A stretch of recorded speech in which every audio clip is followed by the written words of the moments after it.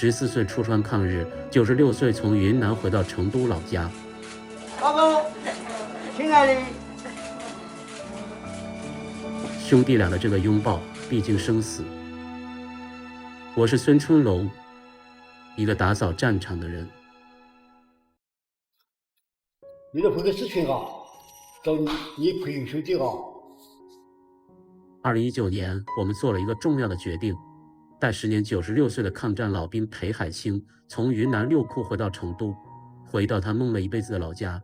哥，吃渴了，我可是全飯剛剛吃了，他就沒有吃，他就這種講。年邁健忘，大半輩子的往事都漸漸模糊，唯獨回家二字刻在心底。提到回家，提到成都，90多歲的老兵就笑得像個孩子。我認識裴海清是在2017年，當時我受雲南省滇西抗戰歷史文化研究會邀請，和美國人丹尼爾一同赴雲南調研二戰美國飛行員援華歷史。在怒江邊，我見到了年輕時就像美軍飛行員的老兵裴海清。在得知我幫助過很多滯留雲南的遠征軍老兵尋親時，他希望我能幫他找找家。他說他有70多年沒有回家了。1937年，14歲的裴海清主動頂替剛結婚的大哥參軍，成了川軍124的勤務兵。1938年，藤縣一戰，師長王明章殉國，部隊被打散。裴海清和僅剩的幾個兵回到了四川老家，為給犧牲的戰友報仇，把侵略者趕出國土。1942年，裴海清在家鄉再次入伍，加入36師，並隨部隊到了雲南，後並入中國遠征軍182師，投入到滇西抗戰。抗戰勝利後，因為離老家太遠，沒錢回家，就在當地成了家，想着找機會回四川，沒想到一等就是30多年。1983年，孩子們給他湊了3000塊錢路費，60歲的裴海清一個人回到了四川，但巨大的變化讓他找不到家門，傷心而返。我將裴海清的信息發到了微博上，很快就找到了他的家人，他的弟弟裴文元還在。我們弟兄幾十年，見面。我的大哥也是抗戰，在湖北，還有個三哥就跑出去了。現在的就只有我二哥跟我那個老幺。其他的都走了。時隔70多年，終於有了哥哥的消息。弟弟裴文元奔赴雲南，拉着裴海清的手，淚流滿面。這大約我二哥那麼年齡了，我必須要去看他。那一次住院諮詢呢，我跟我二哥呢講了，你要有信心，就鼓勵我，那個樣子，要回來看下子家，這個回故鄉來看下子。以落歸根，那也是這樣的一個。找到家，找到弟弟，在有生之年回一趟成都，成了裴海清最大的願望。出發那天，孫子背着他走上了回家的路，弟弟號召着全家動員迎接。年過90的老人長途出行，無論是對老人本人，還是陪同的裴家親友與志願者，都是一次不小的考驗。現在我們看哪裡？曉不得，好好說了嘛。我回四川老家，你看醫生都在你後面，不怕啊。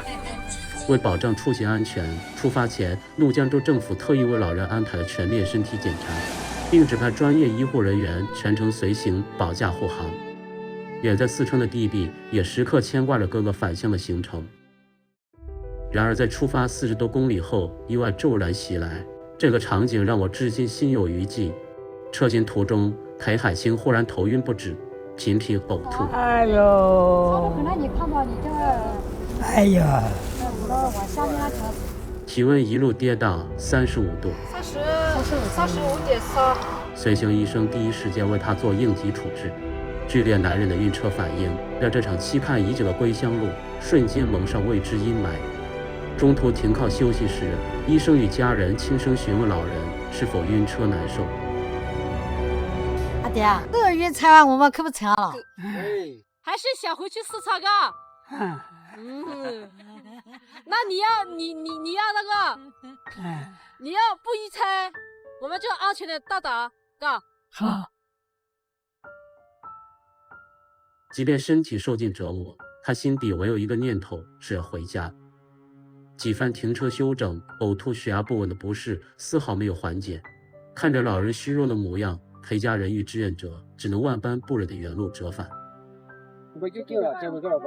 這不夠了，他這個體質開不不得了。4歲了就蒙頭了，4歲到家蒙了就下午了。等到裴海清再次睜開眼，發現自己又回到了雲南家中。他沒了出發前的精氣神，眼神逐漸空洞。裴家人說，自從沒能回成都後，老兵終日鬱鬱寡歡，再也提不起精神。他以前不喜歡低頭，都是喜歡頭是抬了。哎，他現在怎麼會頭是低了那麼多了？回家計劃陷入僵局，裴文元心疼哥哥，開始有意識地鍛鍊身體。他對孩子們說，哥哥回不來，我可以過去。在得知裴海清返家後的低落情緒後，四川志願者馬正群一個人奔赴了雲南。他給裴海清帶來川軍老兵的綬帶和徽章，重新幫爺爺制定回家計劃。這樣嘛，我們說個10年開40公里，先給他吃藥，如果不暈，能夠堅持到大理就 OK 了。爺爺醒了，現在坐在上次他暈車返回的地方。我們後天回四川了，回双流。為了防止意外，裴家人都到齊了，希望一起完成老人一輩子的心願。他心裡都是他還是想回去的，這次回去嘛，我們還是要多回去幾個人，萬一有什麼也就是承擔了嘛。在志願者的幫助下，他順利坐上了前往成都的高鐵。裴海清，他是一位97歲高齡的老兵，從小離家的他後就再也沒有回過他的家鄉成都。他終於坐上了這趟回家的列車，在座的各位旅客能夠給老兵一點掌聲啊！當列車抵達成都，裴家人在出口迎接他。爺爺有時按我心臟起過去，他激動不得，我就不要他來，他要上來，我不要他來。回到家，迎接他的是弟弟溫暖的擁抱。老公，親愛的。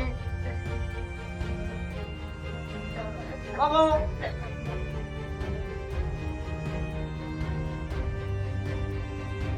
老公，一家人終於拍下這張遲到半個多世紀的全家福。吃上多年未嘗的川菜，家人陪着老兵打起了麻将。10塊嗎？打5塊？打幾塊？10塊。10塊。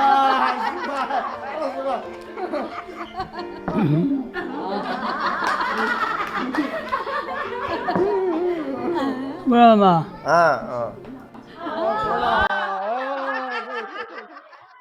乱世離散，故土重逢，所有漫長等待都在此刻有了溫柔的答案。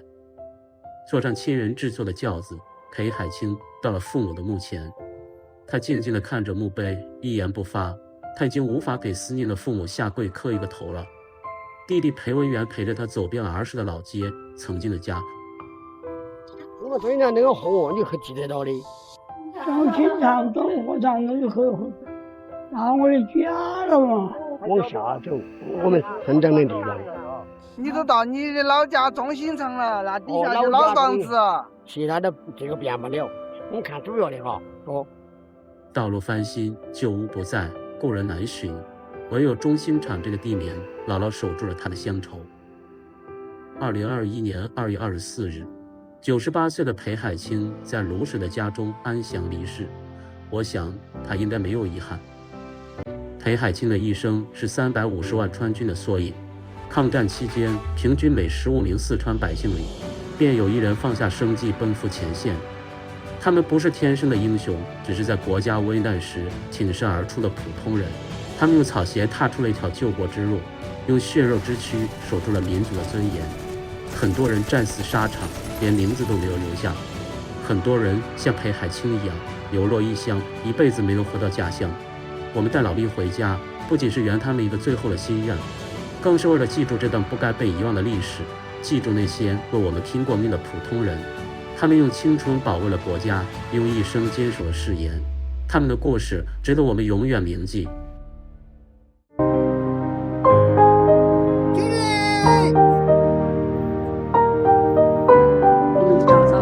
的帽夫。我爸爸临终之前心心念念的就是我的爷爷。知道了，我要天天回家。